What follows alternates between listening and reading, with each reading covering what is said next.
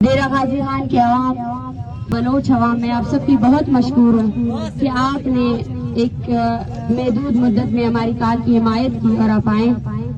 آج یہ long march توسا کی جانب روانہ ہوگا۔ انتظامیہ وہ انتظامیہ جو کل رات ہر ٹرانسپورٹر کو فون کر کے اس کو دمکا رہی تھی، آج وہ انتظامیہ خود ہمارے پاس آئی ہے اور ہمارے لیے ٹرانسپورٹ کا انتظام کر رہی ہے۔ یہ ہمارے اور آپ کی جدوجہد کا وہ ہے۔ ہم اکیلے ہوں گے تو ہمیں یہ لوگ ہماری نسل کشی کریں گے، لیکن اگر ہم ایک ساتھ ہو جائیں تو ہم اس انتظامیہ کو، اس ریاست کو بھی یہ پیغام دلا سکتے ہیں کہ بلوچ اپنی نسل کشی کے خلاف یکجا کھڑا ہے۔ یہ تحریک، اس تحریک کا آج 25واں دن ہے، لیکن آج میں سمجھتی ہوں کہ یہ تحریک ایک نئے فیز میں جا رہی ہے۔ یہ تحریک یہاں ختم نہیں ہوگی۔ یہ تحریک جہاں جہاں سے ہم جائیں گے، اسلام آباد میں ہمیں جہاں بیٹھنا پڑا ہم بیٹھیں گے۔ یہاں سے ہمارا اگلا پڑاؤ توسا شریف ہوگا۔ توسا میں ہم احتجاجی ریلی کریں گے، مظاہرہ کریں گے۔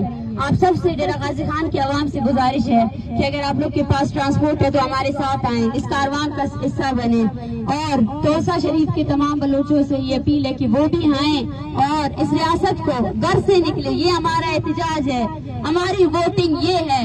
آج دیکھیں الیکشن اب ہو رہا ہے بلوچستان میں، جس ایریا سے جو بلوچ نکلا ہے وہ آپ کے خلاف الیکشن کے لیے، یہ الیکشن ہے، یہ ہمارا ریفرنڈم ہے۔ آپ دیکھیں بلوچ اپنی نسل کشی کے خلاف یکجا کھڑا ہے۔ اس ریفرنڈم میں، اس الیکشن میں آئے ہمارا ساتھ دیں، اور جہاں جہاں سے یہ روانگ نکلے گا، ابھی ان لوگوں کو اکیلا نہیں چھوڑنا ہے آپ لوگوں نے، جب تک ہم اسلام آباد تک پہنچیں گے۔ اسلام آباد میں بھی میرا آپ سب سے یہی اپیل ہے، بلوچستان کے پشتون جو بھی ہے، بلوچ ہیں، ان سب کے لاپتہ افراد سے جو شخص آ سکتا ہے اس تحریک میں آئیں۔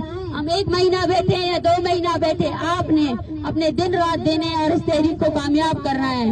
ہم کل اگر انتظامیہ نے ہمارے راستے میں روڑے ناٹ کا ہے تو کل ہم ڈی آئی خان سے ہوتے ہوئے اسلام آباد کی طرف جائیں گے۔ ڈی آئی خان کے بلوچ اور پشتون، میں ان سب سے اپیل کرتی ہوں کہ آپ سب نے اپنے گھر سے نکلنا ہے، آپ سب نے اپنے بچوں کے ساتھ، اپنی عورتوں کے ساتھ اس لانگ مارچ کو اسلام آباد پہنچانا ہے۔